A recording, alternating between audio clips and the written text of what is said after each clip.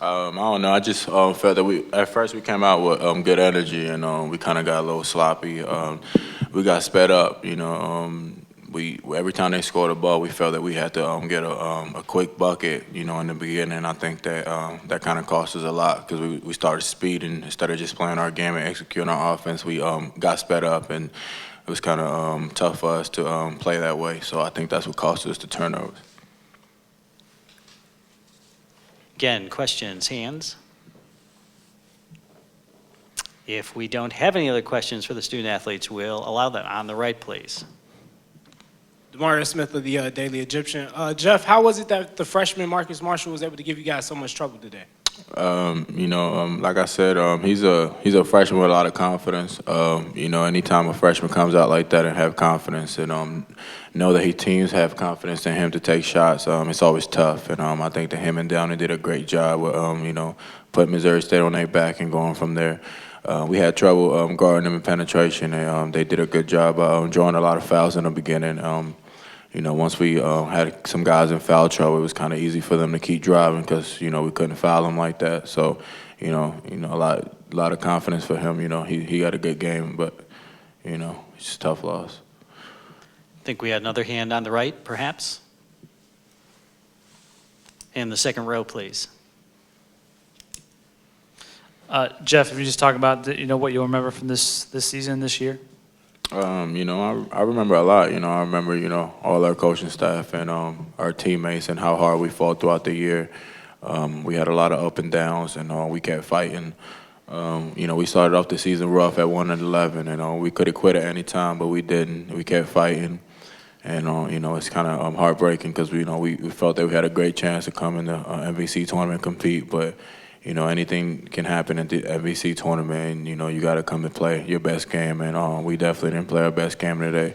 So I'll definitely remember my teammates and how hard we fought throughout the year, and a lot of memories from the coaching staff and how they came in with confidence and built the program the way they did. And I'm just glad I was a part of this team and last year's team, and hopefully we'll turn the corner and start doing big things next year. One more question on the right, please. Desmar, they have a lot of good pieces coming back potentially. Did you feel like you weren't able to win today, but do you feel like that you do have some things to build on for next year? Yeah, most definitely.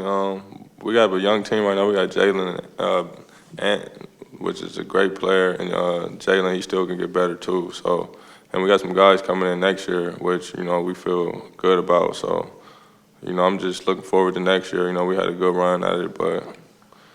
Just looking forward to next year to get better. Just keep getting better. Gentlemen, thank you for your time and attention. You may retire to your locker room. Thank you. Appreciate it.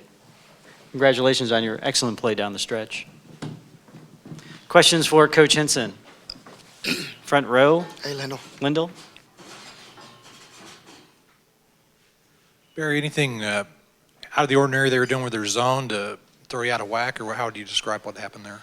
Well, I think, we're really fragile. I told the staff coming down here, I just said there's only one thing that I'm concerned about with this team, and is that how will we respond when we hit a little bit of adversity that's sustained. And when we got to 5 and 6 twice in the second half at the 15-minute mark, we called a timeout, and we're just begging them to play and to do what we want them to do.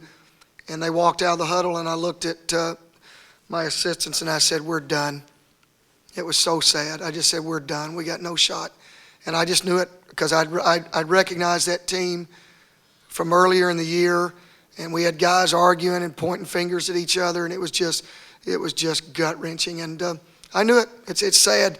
Even when you're down only 5 points, you know your team well enough, and there was just nothing we could do about it. Other questions? Hands, please. Front on I can hear on you, the right Todd. side. I don't need a mic. Go ahead. Turnovers just costly, and they weren't necessarily trapping. They just seemed like they threw the ball away and was out of sync from the start tonight. Yeah. Did you see that coming before the tip? Or was... No. I mean, I'm stunned right now. Don't mind telling you. That's the worst we've played in 6 weeks. give them a lot of credit, but to me, I think when you come down the floor and they're not pressing you and you throw it, we hit an elderly woman up there on the second row, knocked her popcorn out, bless her heart. And I swear, I wanted to make Jalen to go pay for it, but I don't know. I'm sitting here, guys. I'm just telling you, I am completely shocked. But that's the only concern I had coming in here, was that we were fragile and we could revert back to our old selves, and we did. And just nothing we could do about it. Dan?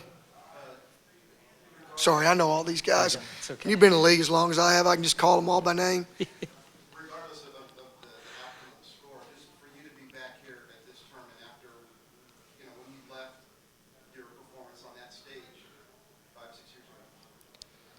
That's why he was such a good friend of mine in spring. He always had these softball questions that made me look good.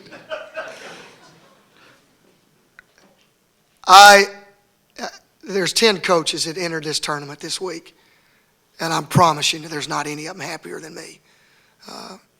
I love this city, I love this tournament, and I love this conference, and I'm so fortunate to be back in it and to be a part of it. I had 9 great years at Missouri State, and because of Bill Self, I get a second chance to once again be back in this conference, and I feel very comfortable being back at home. Anyone else? Other questions? On the right? Coach, I know you guys hit on the sour note a little bit, but tell me about the outlook for the future ahead this week. I hope it's better than the way we played tonight, but my old SID's here, Stilly, and he'll tell you I'm always been a half glass full, and I like it.